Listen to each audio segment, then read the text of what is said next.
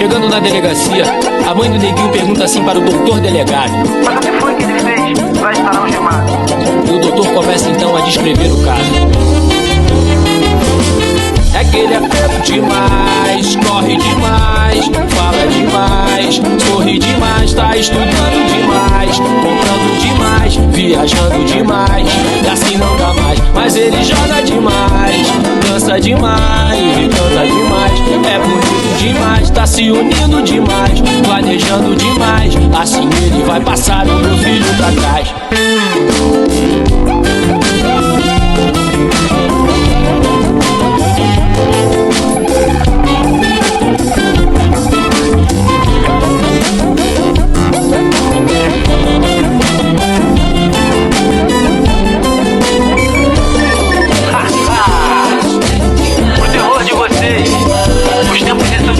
Com vocês, entrevista com os coordenadores de relações étnico-raciais do IEMA.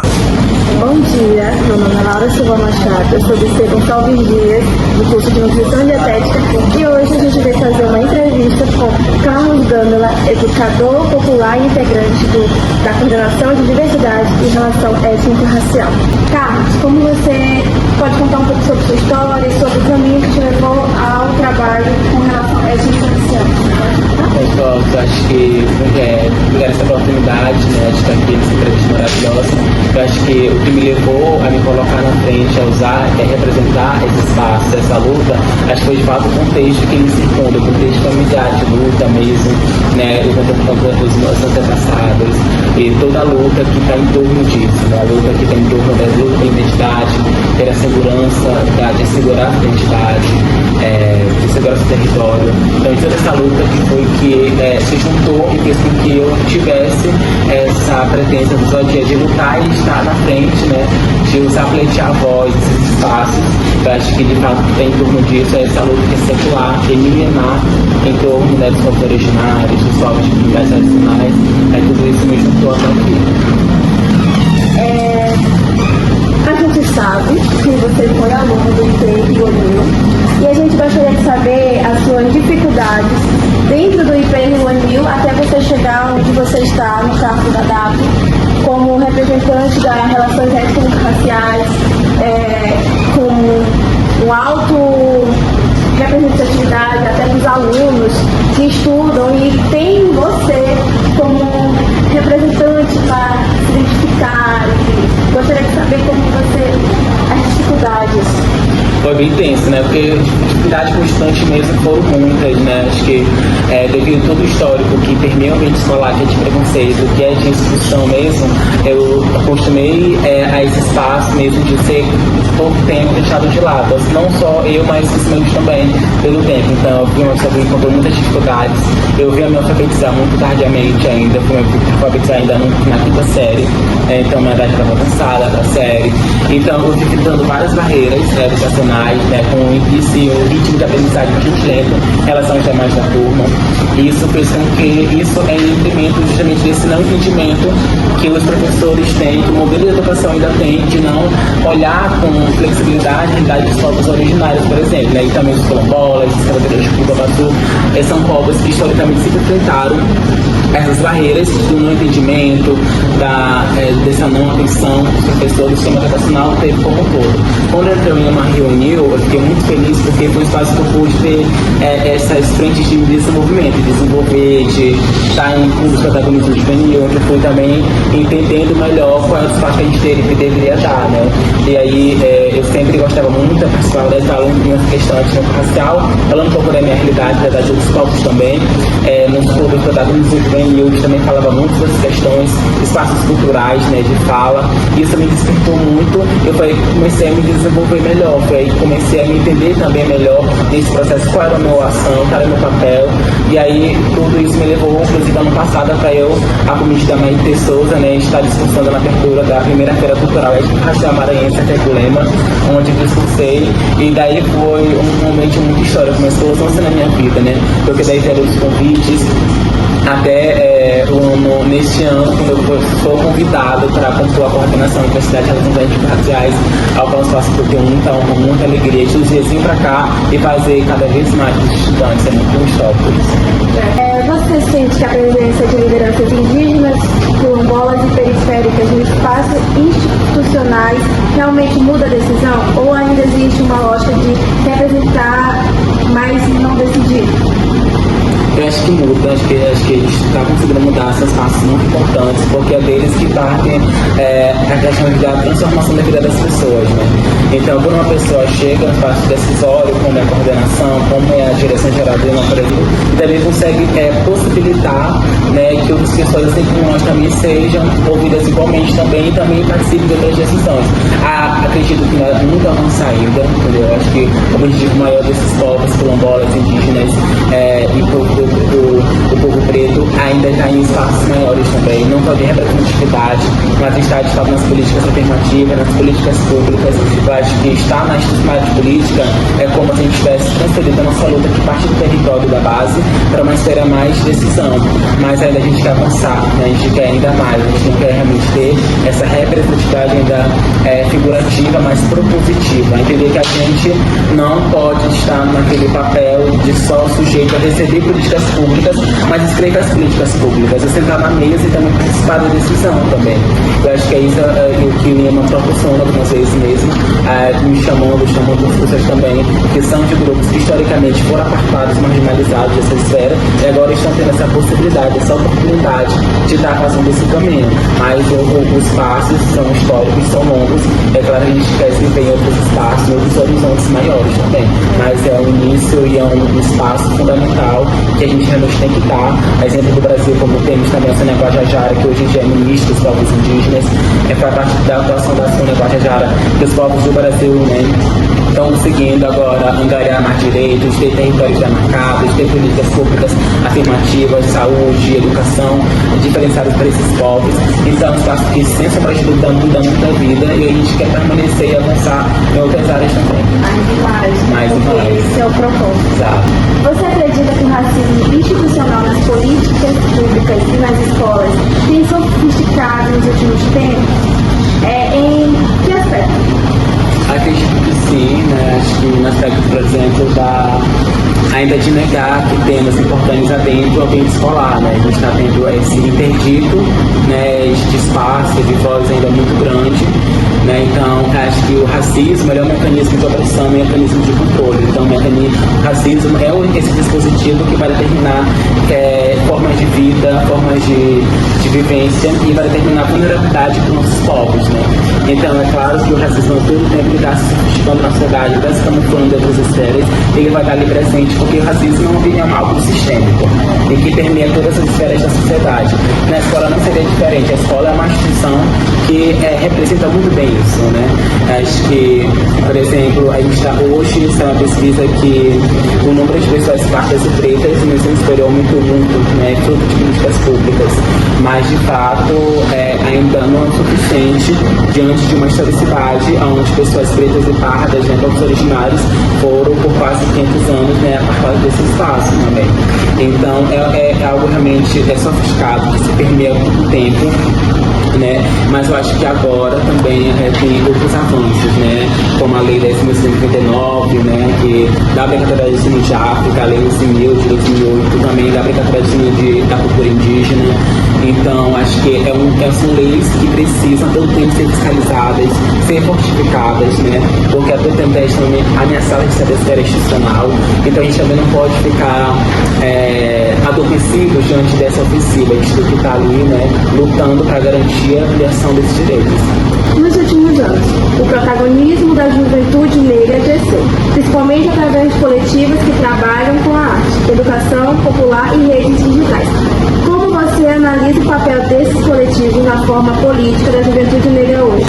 Eles têm conseguido ocupar os espaços institucionais ou ainda estão restritos à militância de base? de avançado, é importante a gente se organizar nas bases mesmo, nas periferias, nos territórios, porque de fato é dali que parte mesmo essa luta por representação e por decisão mesmo. A gente quer se ver em espaços de seguridade. Eu acho que esses coletivos hoje, eles estão conseguindo ocupar papéis fundamentais de espaços decisivos, seja nas câmaras legislativas, seja no ambiente institucional. Então, são espaços que oportunizam essa juventude que antes era silenciada, subjugada, subalternizada, ou seja, não tinha voz, para hoje, de fato, lutar pelos seus direitos.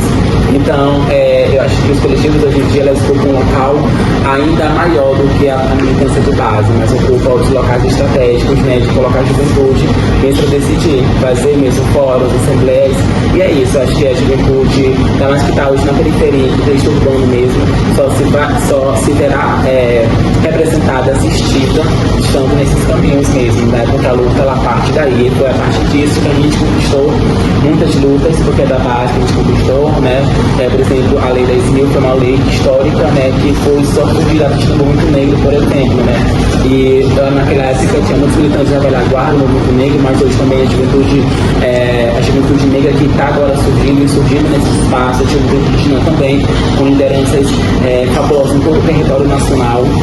Então, faz parte de onde é nele que vai surgindo essas lideranças que são grandes e que estão aí na luta mesmo.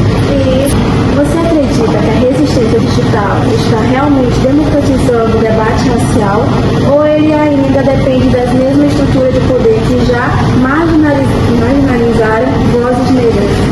Acho que o espaço hoje digital é um espaço importante de fala e de expansão da nossa voz, e essa medida tem que ser um espaço bem disputado, ocupado pela juventude negra, indígena, do campo, periférica, quilombola, tem que ser ocupado porque o espaço faz parte também de disputa. Nenhum espaço vazio hoje em dia pode ficar vazio diante de toda a ofensiva que está surgindo. Caso seja um espaço vazio, outras vertentes, outras frentes que outra vez marginalizadas, acreditamos que vão voltar a marginalizar e oprimir novamente. Então, todo espaço é um espaço a ser ocupado. Digital é isso, né? É justamente esse papel que faz com que a gente tenha a nossa voz alavancada, ampliada e democratiza assim esse acesso ao letramento racial. Então, muitas pessoas estão conseguindo ter letramento racial do que é o racismo, distinguir o que é racismo sistêmico, estrutural, né, ambiental, dentro da rede social. Então, é um espaço de formação, é um espaço de expansão, um espaço de voz, e tem que agir nossas juventude tem que estar diante disso, porque a nossa juventude já todo tempo muito arradiada com conteúdos que são racistas. Então, nossa juventude estando nesses espaços, é poder mudar para justamente fazer essa questão de outra narrativa, né, de outra propositura. Qual é a nossa proposta de sociedade, qual é o nosso marco civilizacional? É justamente isso. A rede digital hoje em dia cumpre com esse papel, né, fundamental, mas eu entender que a juventude agora, que a gente, né, que está entrando nessa luta, que está embasando a nossa voz, tem que entender também os parte dos outros que vieram antes de nós. Encerrando, muito obrigada pela conversa. É de extrema importância que a sua voz, a nossa voz, seja escutada por muitos jovens, principalmente do nosso IEMA, que é uma área que abre horizontes para nós, negros, jovens, indígenas, se encontrem. Então, eu só tenho a agradecer o seu tempo, a sua disponibilidade, que você consiga ir lá no nosso IP para fazer muitas palestras, muitas atividades educativas, étnicas raciais, porque é de extrema importância todo mundo está envolvido nessa luta, nessa briga que nós estamos diariamente tendo que manter, porque é isso que a gente tem que manter. Não pode desistir nunca dessa nossa luta, que não é de hoje, não é de ontem, é de séculos, décadas. Então, muito obrigada. Eu que agradeço pela oportunidade, tudo. E espero voltar no vídeo de vocês e no vídeo de vocês novamente para assistir tudo e ficar lá uma vez. Muito obrigado. Bom dia. É com enorme orgulho que iniciamos uma entrevista muito especial sobre consciência negra, identidade e cultura afro-maranhense. Hoje recebemos uma convidada de extrema importância, Maitê. É uma grande referência cultural e social da nossa cidade. Uma mulher que inspira jovens e fortalece discussões fundamentais sobre identidade negra, resistência e pertencimento. Maitê, muito obrigada por aceitar o nosso convite. É uma honra enorme ter você aqui para nos ajudar a entender melhor sobre a sua história, as referências que vocês têm, que você tem. E vamos iniciar. Para você, queremos saber como foi o caminho até se tornar uma diferença é importante para todos os jovens? Primeiramente, bom dia, boa tarde, boa noite, não sei que horário você está vendo isso. Fico muito honrada, né, por essa consideração e até tímida também. Então, a minha trajetória dentro das relações étnico-raciais se iniciou já desde as atividades no ensino fundamental, na publicação da Lei 10.639. Então, eu vivenciei uma escola no ensino fundamental onde se comemorava, né, atividades na data do dia 20 de novembro, mas também se tinha um grupo artístico cultural chamado Afrojaz. Jaz porque a escola se chamava Jubileide Alves Sampaio, lá da Ceilândia. Eu sou da Ceilândia. No meu ensino médio eu tive contato com o NEAB, que é um grupo de estudos afro-brasileiros e indígenas. Então eu já tinha uma vivência artística e cultural e uma iniciação dentro dos moldes, né, pedagógicos do ensino fundamental sobre história da África, né? No ensino médio, essa discussão ela se ampliou, né, já com iniciação científica, voltada com pesquisa, com a orientação da professora Marinalda Souza, que é uma historiadora mestre em antropologia. Então, ela fazia a gente discutir sobre o processo de se entender enquanto uma pessoa negra, né, de reconhecimento e de valorização. Pegando aspectos do sul do Maranhão, né, eu sendo da Ceilândia, né, trazendo essa questão regional para a gente da discussão. Então, passei meu primeiro, segundo e terceiro ano do ensino médio dentro do NEAB, né, conhecendo diversas pessoas, né, pessoas de referência, como a professora Isaura, que é a professora lá de Imperatriz. Já tive um contato com a professora Nilma, que chegou a ser uma das ministras, né, da igualdade racial no ensino médio, ali com aproximação de textos, de momentos de diálogo. E aí no meu ensino superior, na UFMA, a primeira coisa que eu procurei foi me inserir dentro do NEAB, lá da UFMA, do núcleo, né? Lá eu já encontrei também outros grupos que veio fazer essa discussão mais interseccional das relações étnico-raciais, a questão da classe, a questão da educação, de gênero e de território. Então, essa aproximação ela se deu, né, graças à discussão da discussão, né? E aí, formada na licenciatura de Ciências Sociais, entendendo sobre os processos de dominação capitalista que usa, né, o racismo como forma de domínio de poder de corpos, né, e como a educação ela é fundamental para que a gente possa compreender esse processo de luta mesmo, né, foi algo que sempre fez parte da minha trajetória essa discussão, né?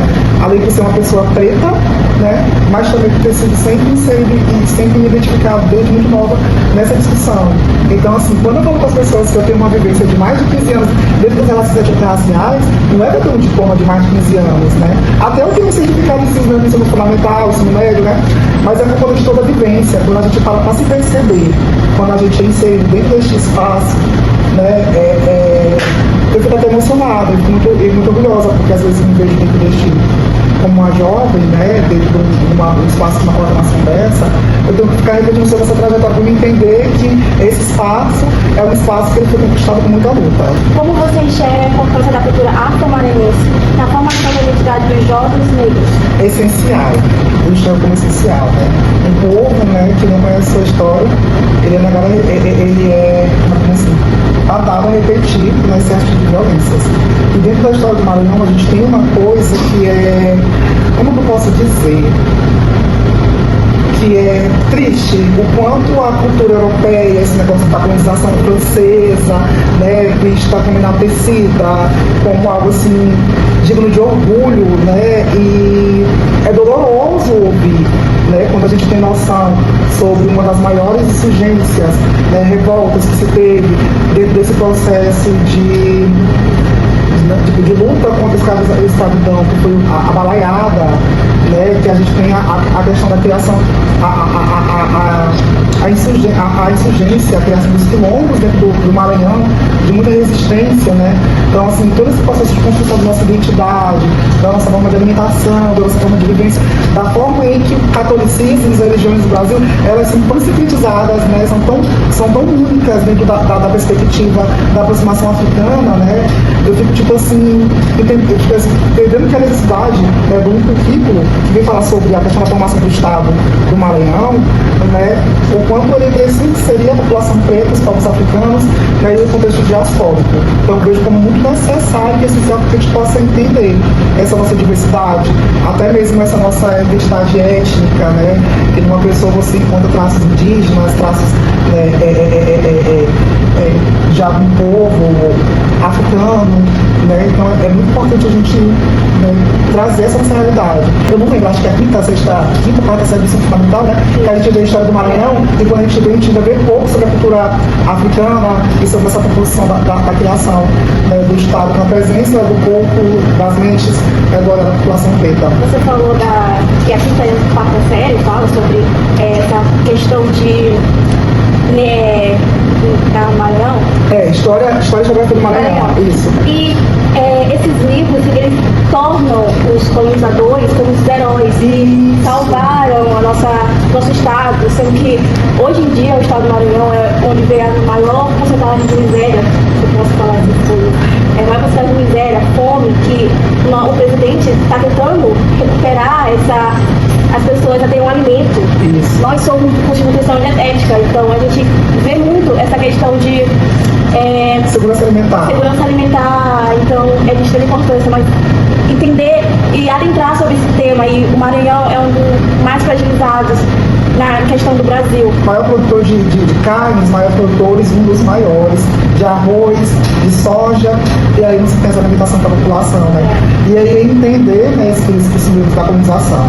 E aí, voltando para essa discussão, hoje as crianças, né, já por uma intervenção de anos de luta do movimento negro, se tem já nos livros, já se teve que falar sobre Maria Aragão, Maria Firmina, mas na minha época não, o livro não tinha. Se não fosse o esforço das minhas professoras em que elas eram mulheres pretas, né, e fazer esse exercício, né, de trazer as nossas personalidades, né, a gente não, tipo assim, eu não tinha que ter conhecimento pela identidade que tem. E aí essa inovação ela é tão triste, porque, tipo assim, pensando na perspectiva, né, como uma cientista social, né, que a gente entende como funciona a sociedade, né, a miséria é uma forma de dominação. Entendeu? E quando a gente vai ver que esses corpos que estão sendo dominados, que estão numa situação de segurança alimentar, a maioria são corpos pretos e originários. Quais desafios você acredita que a juventude negra ainda enfrenta no combate ao racismo nos dias de hoje? O racismo cultural e o racismo cultural. Né? A gente tem uma nova caminhada histórica, né? E às vezes eu fico até pensando, porque é possível erradicar e vencer o racismo, né? Mas isso precisa de um esforço de toda a sociedade, né? E principalmente os donos do poder, né? Porque o racismo estrutural é aquele racismo que ele faz com que a pessoa mude de rua, calçada, ao ver um jovem preto, né, para olhar o jovem preto, já com todo aquele estigma de marginalização, né, então assim, de impedir que nós, mulheres pretas, venhamos ter possibilidade de estar em diversos empregos por conta da textura do nosso cabelo. Então assim, o pessoal vê a forma da gente se vestir como uma forma de não trajes, né, aceitáveis em sociedade. Então assim, são caminhos de muita dificuldade, mas eu acredito que a educação é uma possibilidade, né, grandiosa, né? Eu também falo isso, eu sei que cada pessoa tem uma sua realidade. E eu, enquanto uma mulher trans, de terreiro, se eu não tivesse educação, eu não consigo nem imaginar onde eu estaria. Qual provável sociedade poderia ter feito com o meu corpo, ou com o meu ser, entendeu? Então, tipo assim, é uma pergunta aí que, tipo assim, é de reflexão da minha vida. Talvez eu nunca possa saber responder ela ao certo, ao fato, porque quando a gente vai entender e estudar a realidade da cultura brasileira em relação às pessoas pretas, a gente tem que lembrar que, tipo assim, num processo de democratização, né, depois os historiadores me corrigir, a gente tem um período em que, em 1827, tem um decreto, em que esse decreto ele proibia pessoas pretas escravizadas ou situações de livres de frequentarem uma escola, e tinha estados de até eles estarem perto de escolas. Então, não se teve um processo de inserção da sociedade preta dentro das escolas até a Lei 10.609, que começa a falar da obrigatoriedade da história. Aí a gente tem em 2004 as diretrizes e aí em 2012 sistema de cotas, quase 200 anos. Quase 200 anos estão aí, essa sociedade vai para onde sem estudo? As margens da sociedade, o subemprego. A gente tem uma realidade de muitos jovens, até mesmo na minha família, em que seus avós não puderam estudar, tiveram que trabalhar desde cedo. E aí quando a gente vai para a realidade nos interiores, ou até mesmo nas periferias, os nossos jovens eles não conseguem estar numa escola integral. Porque já é nítido, assim, de tão estrutural o pensamento racista, né, que a gente não tem que estudar, tem que colocar dinheiro em casa, tem que levar comida para casa. Às vezes eu vou viajar, porque eu vou lembrar de tanta coisa aqui. Para você, o que significa representatividade e como ela impacta diretamente a vida dos jovens negros? Representatividade é a gente dar possibilidades a vocês, enquanto jovens, de ver adultos de referência em lugares como eu estou e ver que é possível estar lá. Né? Então, assim, a gente entender que você pode chegar no doutorado, você pode ser uma médica, você pode ser um nutricionista, que você pode ser tudo que a sociedade diz que você não pode ser, que te nega os espaços, entendeu? Então é muito importante, né, dentro da nossa sociedade, a gente ter uma Rosiane Coutrin, que é a nossa supervisora aqui da DIA Pedagógica, a gente tem a Eliane, que é a nossa doutorona, que é a nossa assistente social, a gente tem a Carla, a gente tem o Eusébio, a gente tem Débora, que é uma poeta, assistente social, que é uma mulher que ela encanta as pessoas com a palavra, e vem nossa empresa que a gente tem Daiane, que é uma mulher trans, que é historiadora americana, que está chegando para diversos espaços, então, que a gente tem Carlos, que é um aluno egresso, ninguém, que foi tanto destaque, e uma pessoa preciosa, que é importante estar aqui, contribuindo na escola, que tem toda uma visão. Então, a gente tem pessoas que possam ser referências para que a gente possa estar puxando um ao outro, dizendo é possível, é dificultoso, mas é possível. E o IEMA, ele traz isso, como eu disse na entrevista com o Carlos, que o IEMA, ele tem uma imagem já de pessoas negras como a cara do IEMA. Então, Sim. tem muitas pessoas negras, indígenas, no poder, como representatividade, para poder influenciar os jovens a querer chegar onde vocês estão. Eu acho isso fundamental. Se nós temos mais de 30% da população preta, parda e indígena, mais de 30% da população de representação de cargo político deveria ser assim. Para que nós, pessoas pretas, as pessoas pardas, indígenas, né, pessoas de povos migrantes, as pessoas das periferias, né, possam trazer a partir de suas realidades, né, possibilidades de estarem se manterem. Não tem como eu fazer um sistema de cota numa instituição em um estado que tem mais população preta, 50-50, na concorrência 50% de cota. Sendo que agora que a gente está conseguindo fazer inserção dos estudantes quilombolas, indígenas, ciganos, né, a gente tem uma instituição em que ela tem de fato a comunidade onde ela está, se ela está na periferia, ela vai vir da periferia. Se ela está em território indígena, ela vai entender a comunidade indígena, né? Se ela está em território quilombola. Quando a gente fala nesse entendimento, a gente também entender, né, trazer as pessoas, né, que fazem parte dessa realidade, nesse processo constitutivo. Então, eu fico muito feliz, né? A gente teve o Romulo Mata, como coordenador de Associação Nacional, agora a professora Karina, pessoas pretas, né? A gente tem a nossa coordenadora de estágio, que é uma pessoa preta, né, dentro desses espaços. Então, a gente tem assim, eu não vou falar os nomes, porque senão eu posso me perder pesquisando as pessoas, né? O ponto também é importante a gente encontrar gestoras como a Ana Célia, que a gente lá, aqui no Rio, Magda, né, que é lá da Ibamar, então são mulheres pretas que estão ali à frente das escolas, né, trazendo para as meninas, olha, você está em espaço de direção, né, espaço de liderança, né, e que isso ali precisa se falar, né, ela mesma dá o show. Quem que são as pessoas que mais te inspiram hoje e por quê? Nossa, gente. Viva! Já fiz a passagem, né? De Nego Bispo. Assim, tudo que eu leio dele me toca muito. Aí eu fico até emocionada. quando a gente entende que a gente tem, que o processo é um começo, um meio e um começo, é mostrar que a gente tem diversas confluências de encontros de relações em que a gente pode trazer nossas possibilidades e eu vou viajar agora. E com nossas possibilidades a gente pode construir um mundo melhor pra gente, né?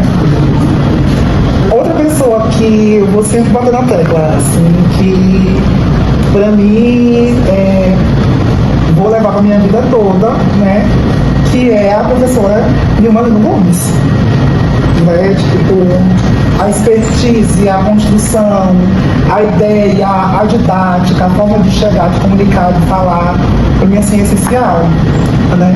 E aí eu tenho duas pessoas da minha vida que são as minhas madrinhas, que foi minha professora de História do Ensino Médio, Magnalda Souza, e a minha professora de Sociologia do Ensino Médio, a Marina Sanches. Né? Que são pessoas que toda semana, né, com a ideia, a gente troca mensagem, conversa, né, a gente tem uma vivência, são pessoas que me inspiram, são pessoas que trazem discussão, são pessoas que puxam a orelha, que às vezes não sabe puxar a orelha, né, bora, volta, ajudar, tem que ter proposta, tem que resolver a situação. Então são pessoas que me inspiram. Aí eu faço esse exercício diário de estar sempre, né, revisitando leituras, né, revisitando conceitos, né, e tentando conhecer novas pessoas, sabe, que consegue visualizar, consegue ter essa realidade.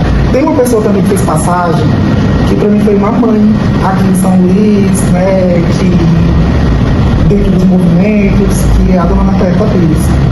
E aí, quando eu precisei dar aula em Itapecuru, né, ela me abriu na casa dela. E todo dia era um dia de aprendizado. Todo café era uma troca de conhecimento. Né? Então, tem a dona Cleta, tem o Daiane, tem o Zica Pires, né? Tem o Júlio Coladinho, né? Tem o Mahara Sampaio, uma hora de galera aí, fala também a galera que compõe essa coordenação, que eu me orgulho muito. Uma das escolas que sempre me causa, assim, como é que eu posso dizer? Aquele sentimento de pertencimento. Eu assumi a coordenação em setembro de 2023. Eu não lembro se foi dia 9 ou se foi dia 10. Eu sei que eu me apresentei aqui num dia, no outro dia de manhã eu já estava 8 horas da manhã no dia, conhecendo a escola, né, trabalhando. Na época, se tinha uma pessoa que estava trabalhando, estava como apoio, né, ali à frente do AIE, né, que é o núcleo de atenção à pessoa com deficiência, né, que virou gestora e que foi a primeira pessoa que me recebeu de braços abertos ali dentro, que é a professora Lúcia. Então, assim, tá no dia a dia também sempre é um momento, assim, uma vivência para mim muito importante de lembrar meus primeiros passos dentro do IEMA. Eu vou me organizar, eu vou me organizar. Não é uma promessa, mas eu vou me organizar. Tá bem? Muito obrigada. Muito obrigada. Obrigada de coração. Você foi de extrema importância para o nosso trabalho, para o nosso conhecimento, para a nossa história. Eu tenho certeza que vamos levar essas conversas para a história. Como você levou o seu café da manhã, e eu vou levar essa conversa para a história. Muito obrigada. Nada. Foi uma honra. Fica na